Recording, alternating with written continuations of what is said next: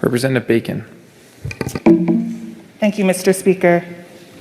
It's an honor to serve with you. It is an honor to serve with you.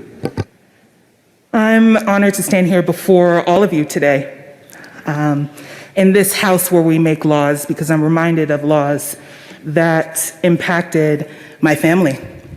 My mother was not able to sit where she wanted to sit. She couldn't drink from certain water fountains, nor could she apply to go to certain schools. And so it was an incredible honor for me to not only be elected once to my local school board, but to represent House District 7, for where she could not have one seat, I now have two. I also think about my mother in graduating from a segregated high school in Jackson, Mississippi. And that was 1970, which means that was only one generation ago. And like her, as she's still living, so were people who benefited from Jim Crow, as well as some of the people who may have made those laws are also still living.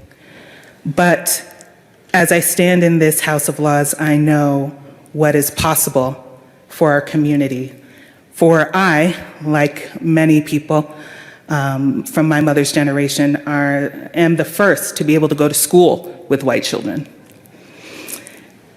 And so I think about the road that it took for me to get here as a Black woman. And I've seen Black people continue to fight for the privilege to be seen as normal, for the privilege to not have to conform or be confined to a dominant culture. And so I think about this as I shop for Band-Aids when they're not in my color, or for women for our stockings in the color of nude. My mom used to say, "Who's nude?" I mean, we're not talking about nudeness here. But I also think about this when I decide what I'm gonna wear when I walk to the store or jog in my neighborhood. My mother had to say names like Emmett Till, and I have to continue to do so as we say the names of Breonna Taylor. But I know, in having met all of you, I'm inspired about what we can accomplish in the vision of Dr. King. I will say, though, that I am unapologetic about my Blackness. As Black people, we are the soul of the nation.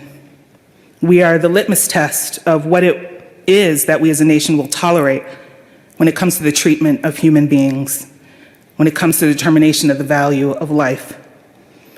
We may be able to change our names and credentials, but we can't change our color. It is not something that we can put away. But the dream also means that one day we can pull ourselves together out of the nightmares, because it is exhausting. So in this House of Laws, I put my faith in humanity in all of you. I know that we can build this dream together. I promise that I will work diligently to strengthen this state in this country, for it is mine. And even though it may seem like it doesn't love me, I love it, because the recipe that makes up my blood can be found nowhere else on this planet.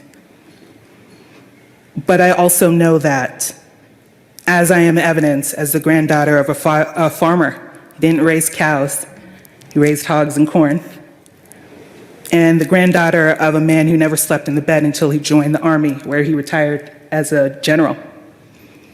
I know what is possible in just these short generations. So it's fitting that this holiday coincides with the beginning of our session. I commit to walk with all of you together out of the depths of our original sins and into the hopes of our original promise to be true to what we said on paper. And I believe us when we share our hopes and dreams. And I believe us when people tell us their pain, and I hope you believe me and not make me qualify it. But together we represent the collective consciousness of the state. And Dr. King may not have gotten there with us, but together we have all seen the mountaintop, and I look forward to walking side by side to get there. Thank you.